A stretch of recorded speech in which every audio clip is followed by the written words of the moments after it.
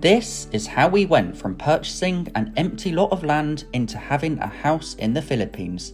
There is still a lot of work that needs doing before the house is done, but we now have not just a shell, but a fully waterproofed rendered house. Although I must state it is not livable at all at the moment. It's essentially a waterproofed shell without any doors or windows, but that's the most secure way we can have it at the moment because it's completely typhoon proof. There's nothing on it that can really break. In this video and series, I'm going to be explaining how this was achieved and what was involved.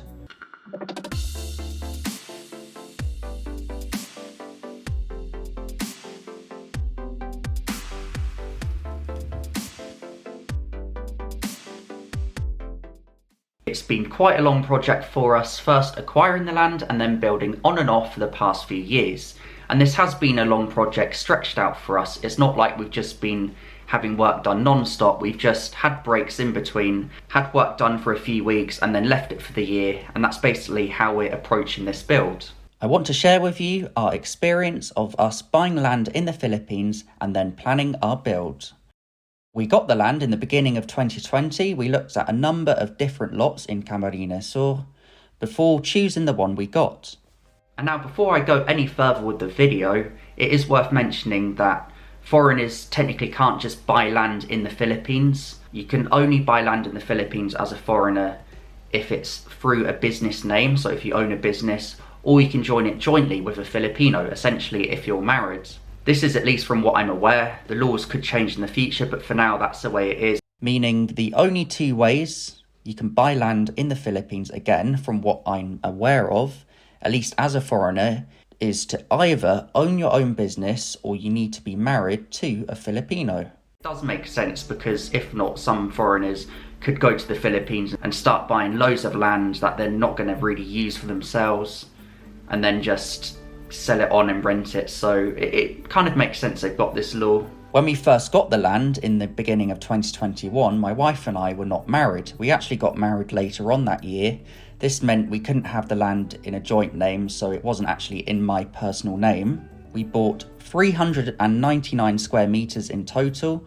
We have 4 lots right next to each other, being 11.1 meters long by 9 wide, which in total makes it 11.1 meters long, and then 36 meters wide, which is a good amount of space to plan our build with.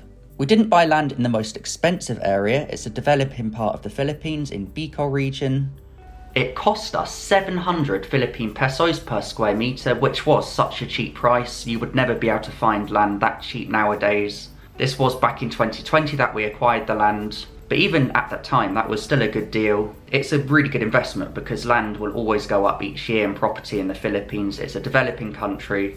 It's a good place to spend money. And I think that's why they have the laws where they make it difficult for foreigners to buy land in that country. The first thing we did with the land was having it marked out by an engineer, which is important to do legally. We then had land dumped and levelled to give us access at the entrance. We knew that before building anything, we needed a secure compound. So we first planned our wall and gate. In 2022, we started to have work done to build a walled compound, which was done as a pacquiao rate. One important thing that is worth mentioning from me is that if you are looking to buy land specifically in the Bicol region, I strongly recommend you get land that is in a raised area. This is due to the region experiencing some of the worst natural disasters, with Bicolanos going through typhoons and flooding on a regular basis. Just imagine pouring loads of money into a building, into a property, and then it all gets ruined with a flood. So just be wise with where you buy land and think ahead. Think, is it a good area? Is it safe from flooding? And then go into the build itself as well. You want to overestimate the materials, have thicker rebars, make it stronger than it should be, just so you know it's absolutely safe. And that's basically how we've approached the build. In my opinion, it is so much better to acquire land and then build on it from scratch than it is to buy an existing building in the Philippines.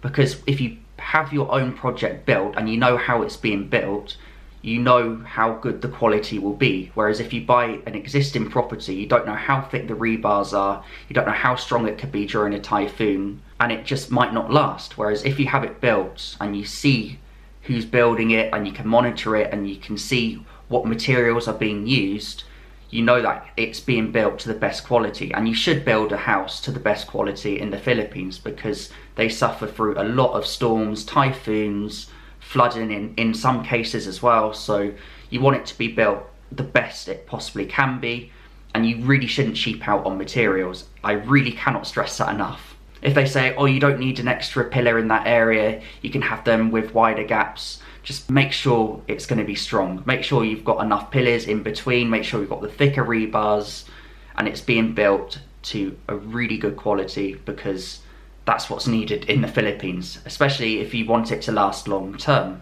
As I previously mentioned, the wall was built on a set Pacquiao rate. If you didn't know what Pacquiao meant, it's a Pinoy term to describe a set agreed upon price. So no matter how long the work takes, it will still cost the same as the agreed Pacquiao price. The only thing that wasn't a set price were the materials, which we bought when needed instead of buying all in bulk to avoid overestimating and then having too much material.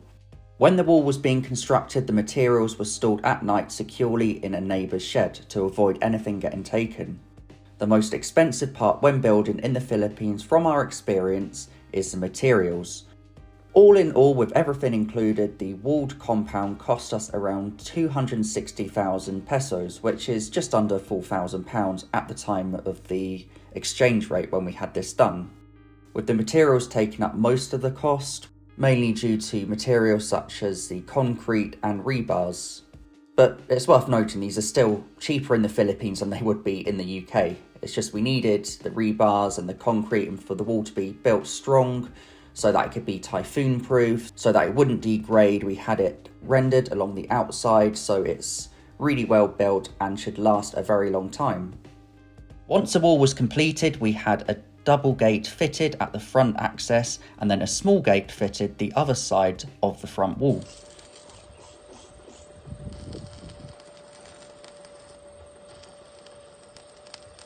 Both gates were left with gaps so that when there's a typhoon or strong winds, they won't blow away.